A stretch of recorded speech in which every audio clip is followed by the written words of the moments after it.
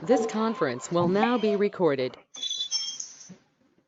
अद्य सोमवासरः अथवा इन्दुवासरः मार्गशीर्ष शुद्ध षष्ठी मार्गशीर्ष कृष्ण षष्ठी दिनांक 4 जानेवारी 2020। पातंजल योग सूत्र दुःखदौर्बलस्य अंगमेजयत्व श्वास प्रश्वासा विक्षेप मूकं करोति वाचालं पङ्गुं लङ्घयते गिरिं यत्कृपातमहं वन्दे परमानन्दमाधवम् अपि स्वशक्त्या तपसि प्रवर्तसे शरीरमाद्यं तदधर्मसाधन कनिष्ठिकाधिष्ठितकालिदासो यदुक्तवान् तत् अहमत्र वक्ष्ये यद्दिष्टमायुर्वेदस्य स्वस्थस्य स्वास्थ्यरक्षणम् आतुरे रोगमुक्तिश्च द्वयमे तत्पर्युज्यते योगशास्त्रे धुना किन्तु न तस्य प्रयोजनम् द्वयोर्मोक्षप्राप्तिः स्यात् योगो मोक्षप्रवर्तकः स्वास्थ्यं च रोगमुक्तिश्च मोक्षप्राप्तिस्तथैव च सम्यगध्ययनेनैव आयुर्योगस्य तथैव।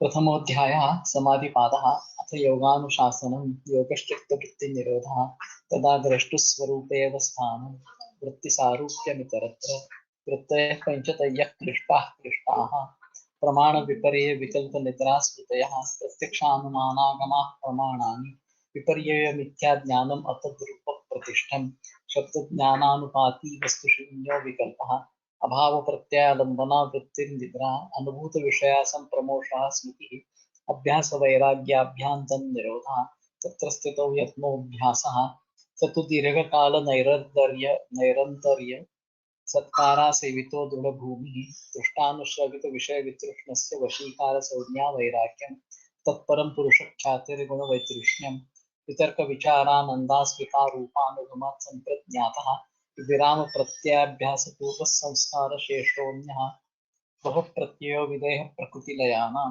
श्रद्धा वीर्य स्मृति समाधि प्रज्ञापूर्वक इतरेषां तीव्र संवेगानाम् आसन्नः बुद्धमध्यातिमात्रत्वात् ततोऽपि विशेषः ईश्वर प्रणिधानाद्वा क्लेशकर्म विपाकाशयैरपरामृष्टः पुरुष विशेष ईश्वरः तत्र निरतिशयं सार्वज्ञ बीजं स पूर्वेषामपि गुरुः कालेनानवच्छेदात् तस्य वाचकः प्रणवः तज्जपस्तदर्थभावनं ततः प्रत्यक्केतनादिगमोऽप्यन्तरायाभावश्च व्याधिस्त्यान संशय प्रमादालस्याविरतिभ्रान्तिदर्शनालब्धभूमितत्वानवस्थितत्वानि चित्तविक्षेपास्ते अन्तरायाः दुःखदौर्मनस्य अङ्गमेजयत्व श्वास प्रश्वासात् विक्षेपसर्वः तत्प्रतिषेधार्थम् एकतत्वाभ्यासः मैत्री करुणा मुदितोपेक्षाणां सुखदुःख पुण्यापुण्यविषयाणां भावनातश्चित्तप्रसादनं प्रच्छर्दन विधारणाभ्यां वा प्राणस्य विषयवती वा प्रवृत्तिरुत्पन्ना मनसस्थितिनिबिन्दिनी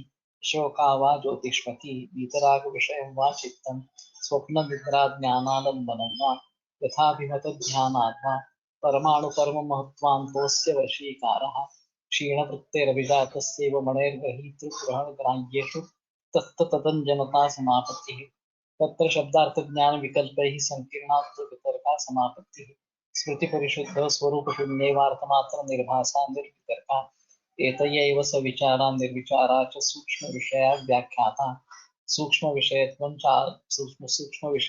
चालिङ्गपर्यवसानं ता एव सबीजस्समाधिः निर्विचारवैशारद्यध्यात्मप्रसादः कृतंभरा तत्र प्रज्ञा श्रुतानुमानप्रज्ञाभ्याम् अन्यविषया विशेषार्थत्वात् तज्ज संस्कारोऽन्यसंस्कारप्रतिबन्धी तस्यापि निरोधे सर्वनिरोधा निर्बीजः समाधिः इति पतञ्जलिविरचिते योगसूत्रे प्रथमः समाधिपादः।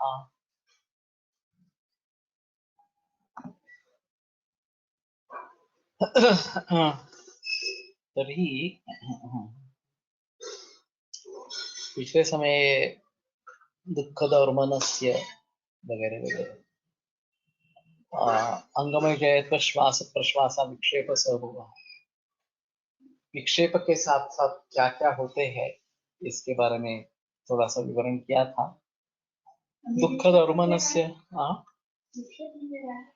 तो चित्त विक्षेप अंतराय व्याधिस्थान संशय प्रमादालस्य वगैरह, वो चित्त विक्षेप वो वही अंतराय इस प्रकार के है, और ये सभी उनके साथ में होते रहते हैं।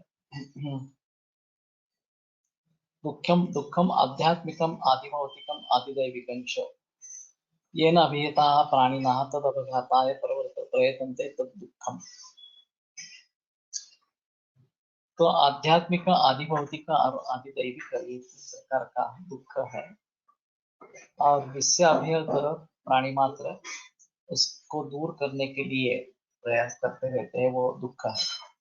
दौर्मनस्यम इच्छा विघाता चेतसा क्षोभात्, तो दौर्मनस्य यानी कि इच्छा विघात होने के कारण मन का क्षोभ होना। यद अंगानी एजयति कंपति तद अंगम एजयत्वम्, तो एजन का मतलब कंप इस प्रकार का, तो अंग में थरका होना ये अंग में एजयत्व है। प्राणी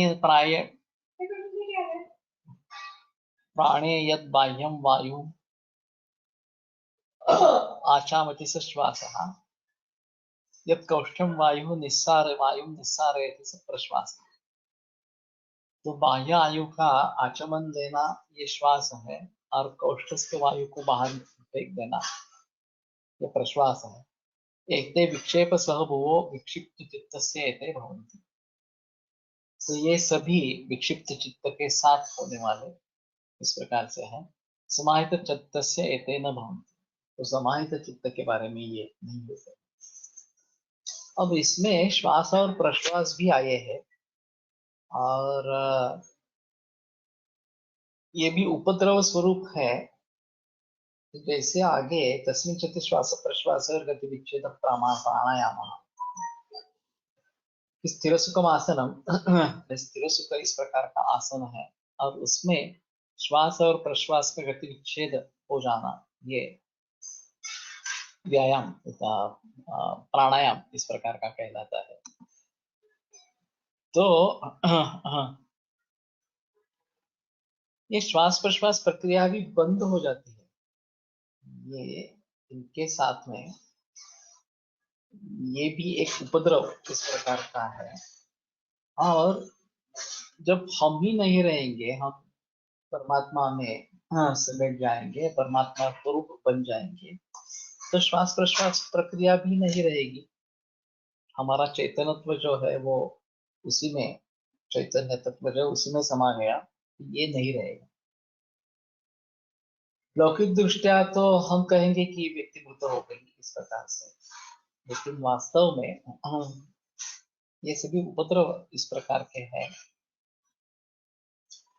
तो किसी भी प्रकार का दुख नहीं रहेगा, आध्यात्मिक आदिभौतिक आदिदैविक। चेतसः क्षोभ ये भी नहीं रहेगा, क्योंकि चेत ही एक्चुअली नहीं रहेगा। ये सभी लय इसका हो जाएगा। और अंगमेजयत्व जो है वो कंप इस प्रकार का निर्माण होना, शरीर का कंप निर्माण होना। तो शरीर ही वास्तव में नहीं रहेगा, तो ये अंगमेजयत्व कहाँ से रहेगा। और फिर श्वास और प्रश्वास ये जो प्रक्रिया निरंतर चलती रहती है, और ये जीवन को सूचित करती है कि ये है तो जीवन चल रहा है इस प्रकार से। तो ये भी नहीं रहेगा। तो ये विक्षिप्त चेतस चित्त से एते भवन्ति, विक्षिप्त चित्त अगर है तो ये होते हैं। समाहित चित्त से एते न भवन्ति, समाहित चित्त होने पर ये नहीं रहते। तो जब तक वो लौकिक अर्थ से जिंदा है,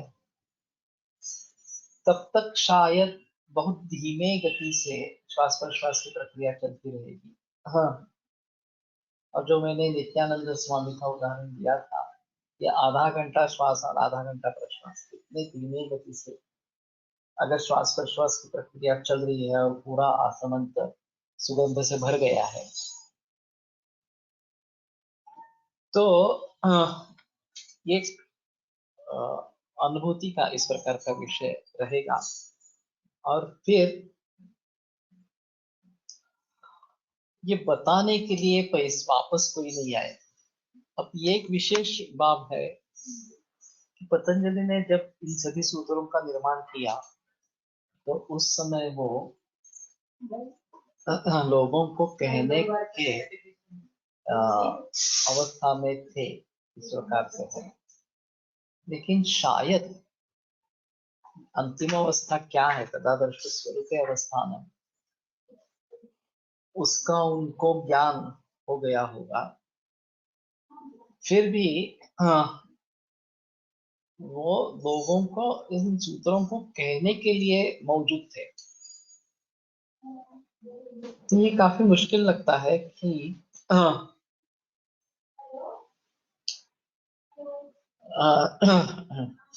जो आगे वाली परिस्थिति है तदादृष्ट सर्व अवस्था में, इसके बारे में क्या क्या स्थिति हो सकती है इसके बारे में बताना ये काफी मुश्किल इस प्रकार का काम है। लेकिन इन्होंने लिखा तो है और इस मार्ग पर चलने वाले लोग भी है। तो और एक संशय जो बताया कि उभय कोटि ज्ञान इस प्रकार का ये अंतराय है, तो हमें पूरा भरोसा करके इस मार्ग पर चलना है। ये इसमें आवश्यक इस प्रकार की चीज रहेगी। इसके बारे में इनका कुटना की कोबेटकर का जो कहना है मैं थोड़ा पढ़ लेता हूँ। और अभी मुझे लगता है कि ये हिंदी में कर रहे हैं ताकि सभी लोग उन तक पहुंचे और लोग समझने की कोशिश करें। लेकिन फिलहाल हम सभी मराठी लोग हैं। कविता अग्रवाल, सचिन एरंडे, विशाखा देवरा, तीनों जो अभी मौजूद है और मैं खुद। तो मराठी में इनका जो कहना है वो मराठी में ही पढ़ लेता हूँ, उसके शायद जानकारी के लिए हिंदी में थोडा बाद में विवरण करूंगा। आदिभौतिक, आदिदैविक आणि आध्यात्मिक अशी तिन्ही प्रकारची दुःखे मनाचे अस्वास्थ्य हे दौर्मनस्य. अंगमेजयत्व म्हणजे अंगाला कंपादी उत्पन्न होणे, वायू आत घेणे हा श्वास आणि वायू बाहेर पडणे हा प्रश्वास, पाच उपद्रव विक्षेपांच्या समवेतच होणाऱ्या. विक्षेप हे कारण आणि उपद्रव हे कार्य नव्हे. विक्षेप सहभुवा असं म्हटलेलं आहे. तो विक्षेप हे कारण आणि उपद्रव हे कार्य असं त्याचा अर्थ नाही. मागील सूत्रात सांगितलेले जे अंतराय होतं न विक्षेप ते उत्पन्न झाले की त्यांच्या समवेतच त्या मूळ सूत्रात सांगितलेले पाच उपद्रव योगाभ्यासी साधकास त्रास देऊन विक्षेपाची तीव्रता वाढत असतात.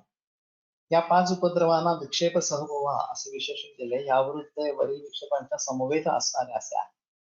इतकेच सांगितलेले आहे. हे उपद्रव विक्षेपामुळे होतात, अर्थात विक्षेप हे कारण, उपद्रव हे कार्य असे सूचित करण्याचा हेतू या विशेषणामध्ये तसा हेतू असता तर विक्षेप सहभुवा असे न म्हणता विक्षेप भुवा असे काहीतरी विशेषण दिले असते. सह या पदाने विक्षेप आणि उपद्रव यांचे सहभागित्व सांगितले इतके. यांचे कारण उघडच आहे की हे विक्षेप आणि उपद्रव परस्परांमुळे उत्पन्न होतात अशी वस्तुस्थिती अनुभवास येते. चित्त विक्षेपामुळे उपद्रव होऊ शकतात, तसे उपद्रवामुळे चित्त विक्षेप होऊ शकतात.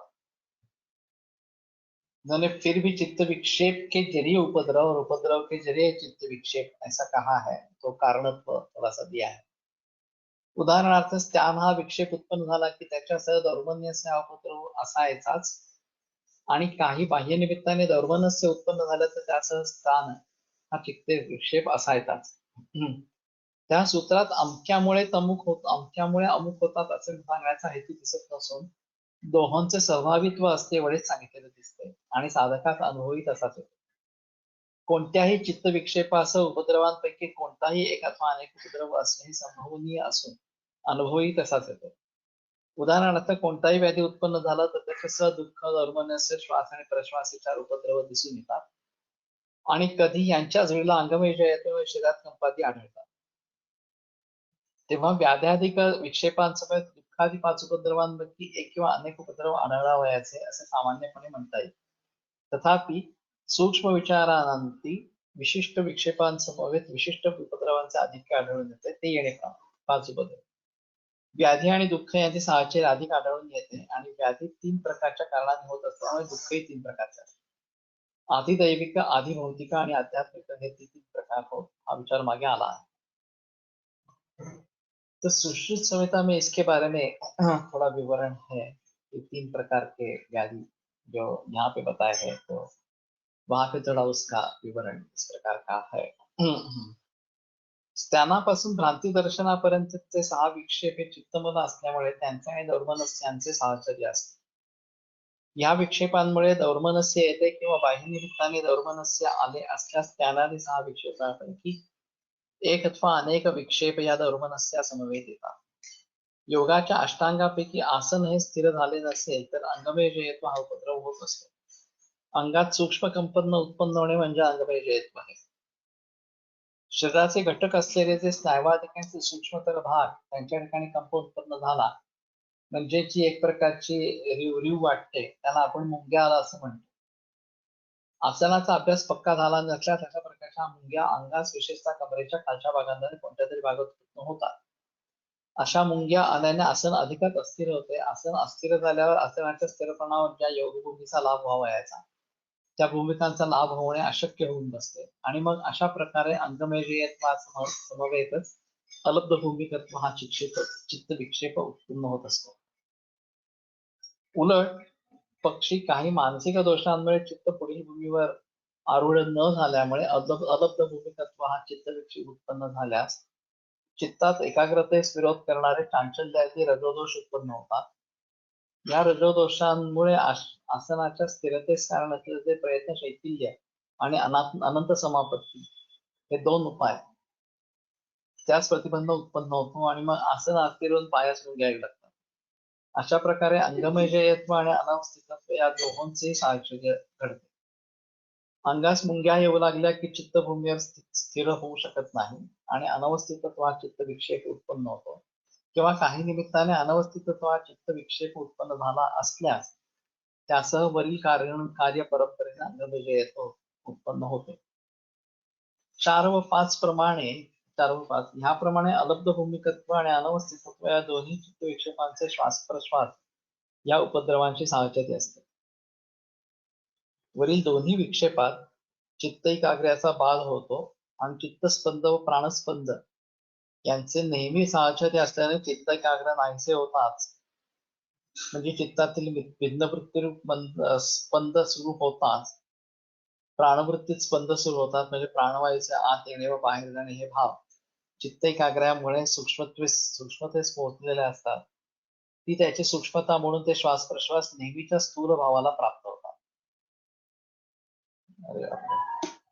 तो श्वास प्रश्वास प्रक्रिया स्थूल और सूक्ष्म इस प्रकार की बताई गई है और ये सूक्ष्म श्वास प्रक्रिया वैसे भी चलती रहती है और ये भी एक चित्त विक्षेप इस प्रकार बताया गया है. एवंच कोणत्याही विक्षेपासमवेत कोणताही एक अथवा अनेक उपद्रव असणे संभवनीय असले तरी त्यातल्या त्यात व्याधी समवेत दुःख दौर्मनस्य स्थान संशय प्रमाद आलस्य अविरती भ्रांती दर्शन या 6 विक्षेपांसमवेत दौर्मनस्य श्वास प्रश्वास आणि अलब्ध भूमिकत्व अनवस्थितत्व या 2 विक्षेपांसमवेत दौर्मनस्य अंगमेजयत्व श्वास प्रश्वास हे 4 उपद्रव यांचे साहचर्य अधिक प्रमाणात असल्याचा योगाभ्यासी साधकास अनुभव येतो. तात्पर्य विक्षेप आणि उपद्रव यांचे साहचर्य नेहमी असावयाचेच आणि ह्या साहचर्यामुळे विक्षेपाचे अंतरायत्व अधिकच तीव्र होते. व्याधीमुळे होणारे दुःख हे साक्षात दुःखरूप असल्यामुळे ते व्याधीरूप विक्षेपाची तीव्रता वाढवते हे सर्वात स्पष्ट आहे. दौर्मनस्यात प्रतिकूल वेदनीयता असल्यामुळे तेही दुःखरूपच होय. व्याधीत मानसिक आणि शारीरिक दुःख असल्यामुळे व्याधी म्हणजे विशेष आधी असे म्हटले आहे. ये थोड़ा अलग है. व्याधी यानी कि विशेष आधी. दौर्मनस्य म्हणजे केवळ आधी म्हणजेच मानसिक दुःख होय. अंगमेजयत्व ह्या शरीरात उत्पन्न होणारा कंप व शरीरातील कोणत्याही अंग प्रत्यंगाला येणाऱ्या मुंग्या होत यांच्यात दुःख आणि दौर्मनस्य यांच्या इतकी प्रतिकूल वेदनीयता नसली तरी ते अंगमेयत्व उत्पन्न झाल्यास त्याच्या अपघातासाठी म्हणजे निवारणासाठी मनुष्य मात्राची प्रवृत्ती होते. ही प्रवृत्ती आसनाच्या स्थिरतेचा आणि म्हणून चित्त एकाग्रतेचा भंग करणारी असल्यामुळे ती विक्षेपांचे अंतरायत्व वाढवण्यास कारणीभूत होते. श्वास आणि प्रश्वास ह्या प्राणीमात्राच्या ठिकाणी नैसर्गिक असल्यामुळे तो नैसर्गिक मर्यादेत असताना विथ्थान दशेत स्वाभाविकपणे उपकारक असतो. पण प्राणस्पंदाने चित्तस्पंदाला उत्तेजन मिळत असल्याने योगाभ्यासी प्राणायामादी साधनांनी या प्राणस्पंदाला अतिसूक्ष्म अवस्थेत नेत असतो. त्यामुळे त्या चित्ताची स्पंदनशीलता सूक्ष्म दशेस पोहोचून चित्त एकाग्राला फार सुलभता येते. श्वासप्रश्वासामुळे प्राणस्पंदाची सूक्ष्मता नाहीशी होते आणि त्यामुळे चित्ताचे स्पंदन वेगाने होऊ लागते आणि त्याच्या एकतानाचे बिघाड होते. अशा रीतीने श्वासप्रश्वास हे स्वभावतः दुःखरूप स्वरूप नसले तरी ते योग विरोधी होतात म्हणून त्यांची गणना उपद्रवात केली आहे. अशा रीतीने योग विरोधी जे हे श्वासप्रश्वास त्यांनी चित्त विक्षेपयुक्त असताना योगाभ्यासास अंतराय उत्पन्न होतो यात नमन नाही. परंतु ईश्वर प्रणिधानाने साधणारा योगाभ्यास आणि प्राप्त होणारी ईशकृपा या दोन प्रकारच्या अनुकूलतेमुळे प्रत्येक चेतना अधिगमासमवेतच सोपद्रव अंतरायांचाही अभाव इस प्रकार होत असतो. सिंहावलोकन. आता यापुढील सूत्राचा विचार करण्यापूर्वी थोडे पूर्वानुसंधान करणे आवश्यक आहे. या समाधी पादात योगशास्त्राचे विवेचन चालू असताना समाधी भावना अधिमात्र तीव्र संवेगाची असेल तर असंप्रज्ञात समाधी फारच लवकर सिद्ध होतो असं प्रतिपादन 21व्या सूत्रात आहे. नंतर हा असंप्रज्ञात समाधी ईश्वर प्रणिधान या मार्गानेही साध्य होत असल्यामुळे त्या मार्गाचे प्रतिपादन अवश्य झाले. म्हणून ईश्वर प्रणिधानाद्वा या सूत्रापासून 31व्या सूत्रावाक्यापर्यंत त्या मार्गाचे सविस्तर प्रतिपादन झाले.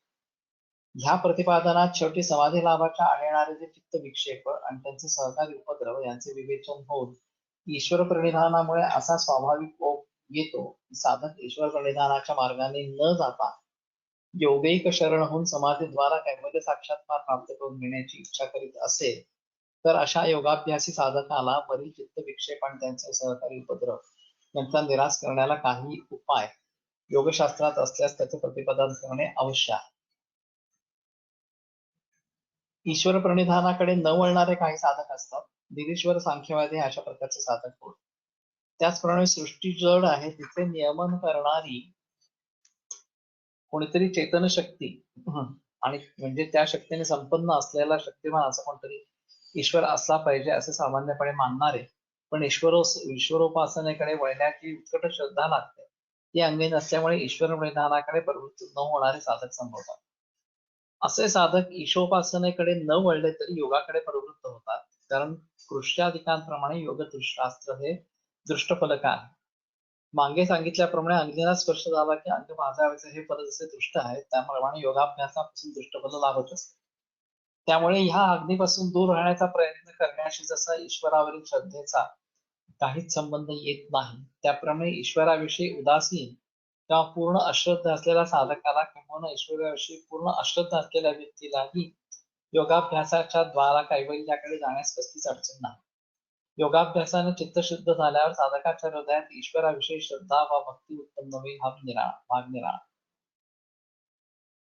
अनुबंध. पण ईश्वर प्रणिधानाचा अवलंब न करणाऱ्या आणि केवळ योगाकडे प्रवृत्त झालेल्या साधकाच्या दृष्टीने सोपद्रव विक्षेपांच्या निरसनार्थ योगशास्त्रातील उपाय सांगणे आवश्यक असल्याने सूत्रकारांनी पुढील सूत्रात तो उपाय सांगितलाय. तत्प्रतिषिधार्थम एकतत्वाभ्यास.